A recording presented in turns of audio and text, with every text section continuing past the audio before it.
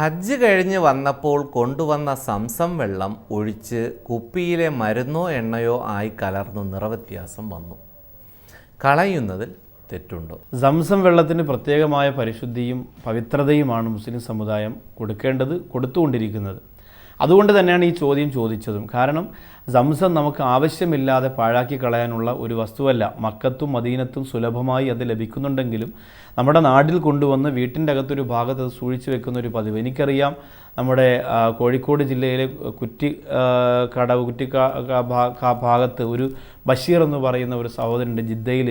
ആ സഹോദരനെ സംബന്ധിച്ചിടത്തോളം അതിരാവിലെ അദ്ദേഹത്തിൻ്റെ മക്കളും കുടുംബവും ഒക്കെ ആദ്യമേ കഴിക്കുന്നത് ഒരു ഗ്ലാസ് സംസം വെള്ളമാണ്. അതിനുവേണ്ടി അത് സുലഭമായി ലഭിച്ച് വീട്ടിൽ കൊണ്ടുവന്ന് സുരക്ഷിതമായി വെച്ചിട്ടുണ്ട്. അള്ളാഹു അദ്ദേഹത്തിന് എല്ലാവിധ നന്മകളും കൊടുക്കട്ടെ. അപ്പോൾ ആ ഒരു പവിത്രതയാണത്.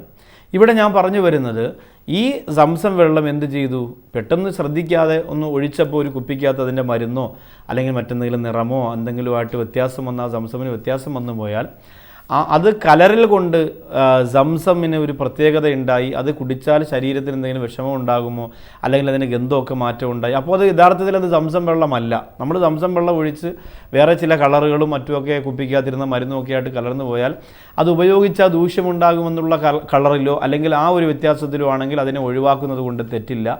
അത് സംസമിനോടുള്ള അനാദരവല്ല, മറിച്ച് സംസം വെള്ളം വെറുതെ ചുമ്മാ ഒഴിച്ച് കളയുന്നതിനാണ് തെറ്റും കുറ്റവും ഉള്ളത്. അത് നമ്മൾ ഒരിക്കലും ചെയ്യാൻ പാടില്ല. ഈ രീതിയിൽ സംസം വെള്ളം നമ്മൾ അറിയാതെ സംഭവിച്ചു പോയതാ, മനഃപൂർവ്വം നമ്മൾ അങ്ങനെ ഇട്ടതുമല്ല. പെട്ടെന്നൊരു വെപ്രാളത്തിൽ ആർക്കോ കൊടുക്കുന്നതിന് വേണ്ടിയോ അല്ലെങ്കിൽ എന്തെങ്കിലും പറക്കി ഒതുക്കി വെക്കുന്നതിന് വേണ്ടിയോ ഒക്കെ ശ്രദ്ധിക്കാതെ സംഭവിച്ചു പോയതുകൊണ്ട് അത് തെറ്റല്ല. ആ വെള്ളം ഒഴിച്ച് കളയുന്നത് കൊണ്ട് അള്ളാഹുവിൻ്റെ അടുത്ത് നിന്ന് ഇൻഷാ അള്ളാഹ് പാവം ഉണ്ടാവുന്നതല്ല. അള്ളാഹു ആ സംസമിനെ ശ്രദ്ധിക്കാനും സൂക്ഷ്മതയോടുകൂടി കൈകാര്യം ചെയ്യാനും ഒരു അമൂല്യ സ്വത്തുപോലെ അതിനെ കൈകാര്യം ചെയ്യാനും അള്ളാഹു തൗഫീക്ക് തരുമാറാകട്ടെ.